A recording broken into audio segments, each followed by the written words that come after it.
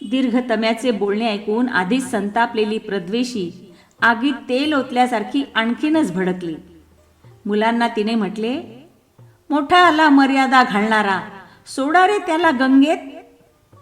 त्याचे पुत्रही त्याला वैतागलेले असावेत, किंवा लोभी वृत्तीमुळे तेवढेच एक खाण्याचे तोंड कमी होईल असा सुज्ञ विचार त्यांनी केला असावा. मातेच्या आज्ञेनुसार त्यांनी पित्याला गंगेवर नेले, एका होडक्यात बांधले आणि गंगेच्या प्रवाहात सोडून दिले. गंगेच्या प्रवाहाबरोबर प्रवाह नेईल तसा दीर्घतमा वाहत गेला. या देशातून त्या देशात तो भरकटत असताना बळी नावाच्या राजाने त्याला नदीतून वाहत येताना पाहिले.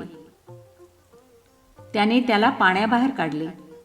त्याची हकीकत समजल्यावर राजा त्याला म्हणाला, मी निपुत्रिक आहे, तेव्हा हे मुनिवर, माझ्या पत्नीच्या ठायी आपण धर्मकुशल आणि अर्थकुशल पुत्र उत्पन्न केल्यास मी धन्य होईल. दीर्घतम्याने होकार दिला.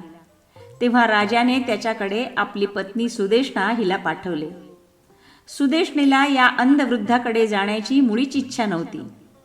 तिने आपली शूद्र दासी त्याच्याकडे पाठवली.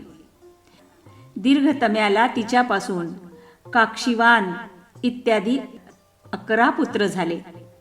त्याने त्यांना वेद व वेदांगाचे उत्तम ज्ञान दिले. ते सर्व अत्यंत बुद्धिमान होते. ऋग्वेदात ऋचा लिहिणारी ब्रह्मवादिनी घोषा काक्षीवानाचीच कन्या होती. एकदा राजा फेरफटका मारित असताना त्याने या पंडित मुलांना बघितले. त्याने विचारले, हे माझे पुत्र आहेत काय? त्यावर दीर्घतमा उत्तरला, मुळेच नाही, हे माझेच पुत्र आहेत. मला ते शूद्र दासीपासून झालेले आहेत. तुझ्या पत्नीने मी अंध वृद्ध असल्यामुळे मला झिडकारले. तिला तिचे हित न कळल्यामुळे तिने माझ्याकडे एक दासी मात्र पाठविली. हे ऐकून राजाने राणीला समजावले व तिला परत पाठवले.